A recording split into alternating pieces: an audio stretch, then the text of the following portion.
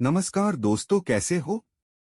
आशा करता हूं कि आप सभी ठीक हो। दोस्त, आज की कहानी है अयोध्या में आगमन। चलो शुरू करते हैं। परशुराम के जाने के पश्चात पत्नियों सहित राजकुमारों, गुरु वशिष्ठ, अन्य ऋषि मुनियों, मंत्रियों तथा परिजनों के साथ महाराज दशरथ अयोध्या की ओर अग्रसर हुए। मंत्रियों ने शीघ्र ही 2 शीघ्रगामी दूतों को सभी के वापस आने की सूचना देने के लिए अयोध्या भेज दिए। दूतों के अयोध्या पहुंचने तथा सूचना देने पर नगर के सभी चौराहों, अट्टालिकाओं, मंदिरों एवं महत्वपूर्ण मार्गों को नाना भांति की रंग बिरंगी ध्वजापताकों से सजाया गया। राजमार्ग पर बड़े बड़े सुरम्य द्वार बनाए गए और उन्हें तोरणों से सजाया गया। मार्गों में केवड़े और गुलाब आदि का जल छिड़का गया। सुंदर चित्रों, मांगलिक प्रतीकों, वंदनवारों आदि से हाट बाजारों को भी बड़ी सुरुचि के साथ सजाया गया। एक अभूतपूर्व उल्लास छा गया सारी अयोध्या में। अनेक प्रकार के वाद्य बजने लगे, घर घर में मंगलगान होने लगे।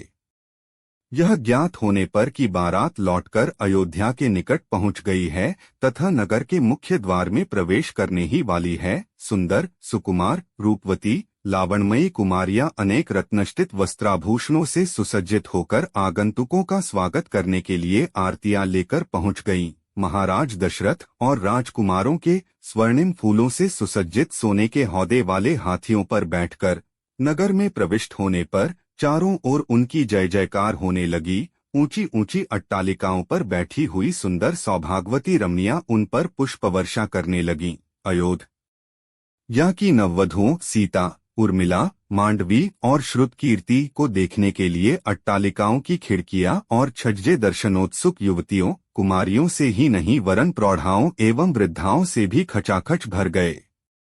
सवारी के राजप्रसाद में पहुंचने पर राजा दशरथ की समस्त रानियों ने द्वार पर आकर अपनी वधुओं की अगवानी की। महारानी कौशल्या, कैकेयी एवं सुमित्रा ने आगे बढ़कर बारी बारी से चारों वधुओं को अपने हृदय से लगाया और असंख्य हीरे मोती उन पर न्यौछावर करके उपस्थित याचकों में बांट दिए।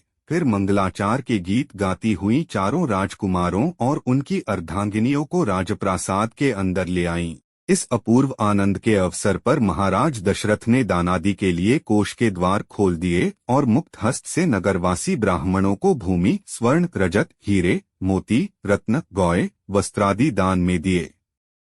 राजकुमारों को राजप्रासाद में रहते कुछ दिन आनंद पूर्वक व्यतीत हो जाने पर महाराज दशरथ ने भरत को बुलाकर कहा, वत्स, तुम्हारे मामा युधाजित को आए हुए पर्याप्त समय हो गया है। तुम्हारे नाना नानी तुम्हें देखने के लिए आकुल हो रहे हैं। अतः तुम कुछ दिनों के लिए अपने ननिहाल चले जाओ। पिता के आदेशानुसार भरत और शत्रुघ्न ने अपनी माताओं तथा राम और लक्ष्मण से विदा लेकर अपने मामा युधाजित के साथ कैकेय देश के लिए प्रस्थान किया। राम ने अपने सौम्य स्वभाव, दयालुता और सदाचरण से न केवल अपने प्रासाद के निवासियों का बल्कि समस्तपुर के स्त्री पुरुषों का हृदय जीत लिया था। वे सबकी आंखों के तारे थे और अत्यंत लोकप्रिय हो गए थे। परिवार के सदस्य उनकी विनयशीलता, मंत्रीगण उनकी नीति निपुणता, नगर निवासी उनके शील सौजन्य और सेवकगण उनकी उदारता का बखान करते नहीं थकते थे।